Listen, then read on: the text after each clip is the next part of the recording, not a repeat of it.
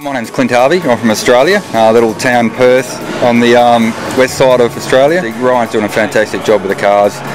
We've got Paul Forgy on the headset, and he's doing a fantastic job helping us out with helping us set the car up and do some really good lap times, so everything's going quite well. I've been racing for about 20 years. Most of the time I've been racing is back in Australia.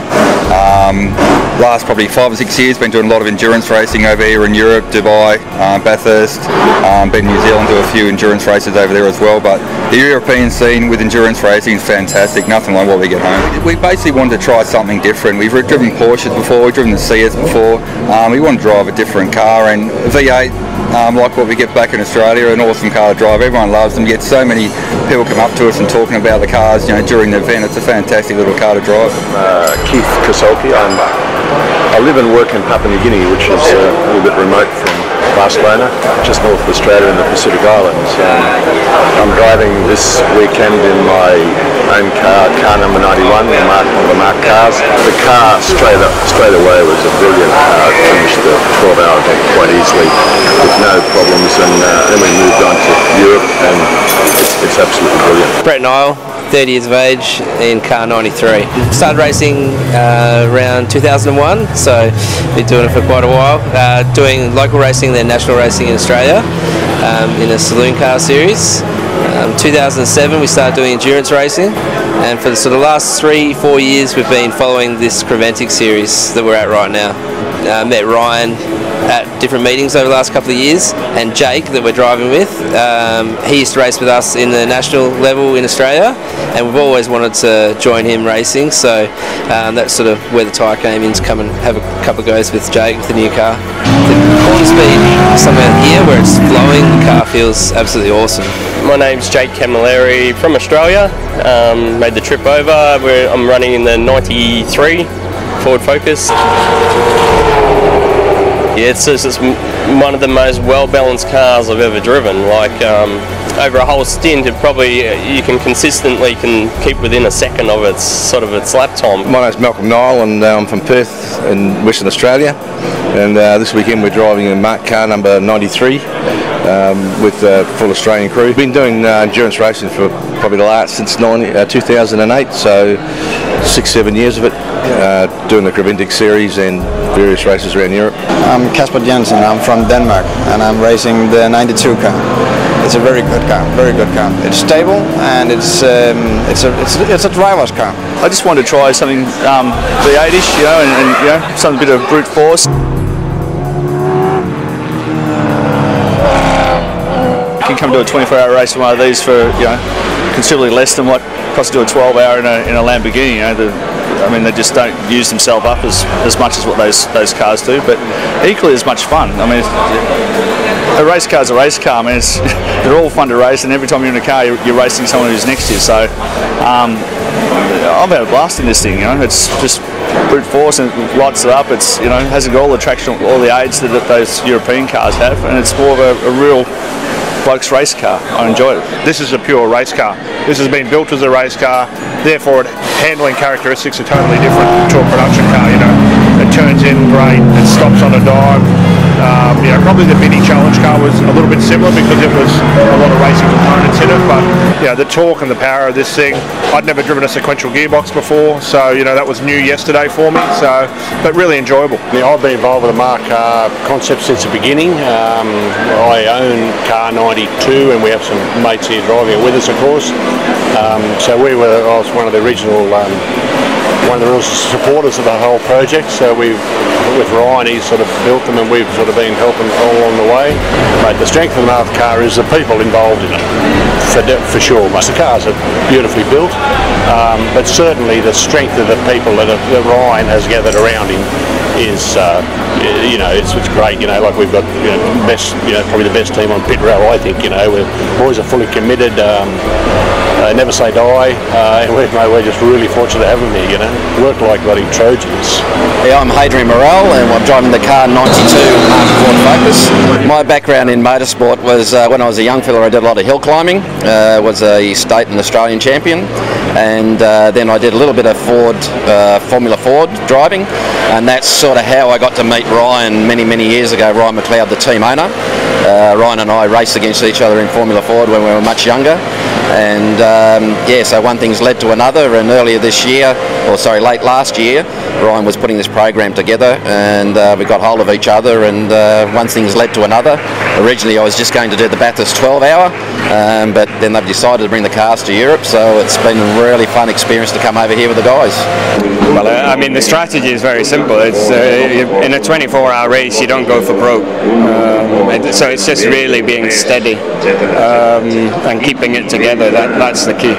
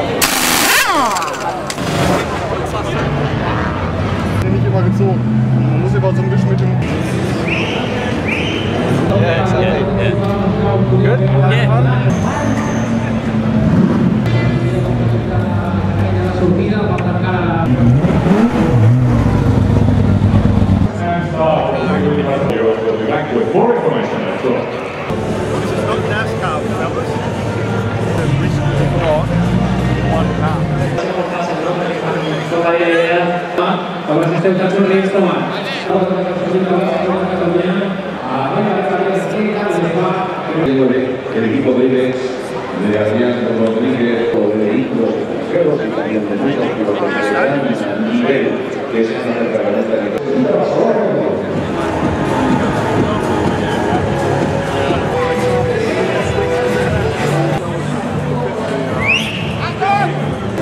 Oh!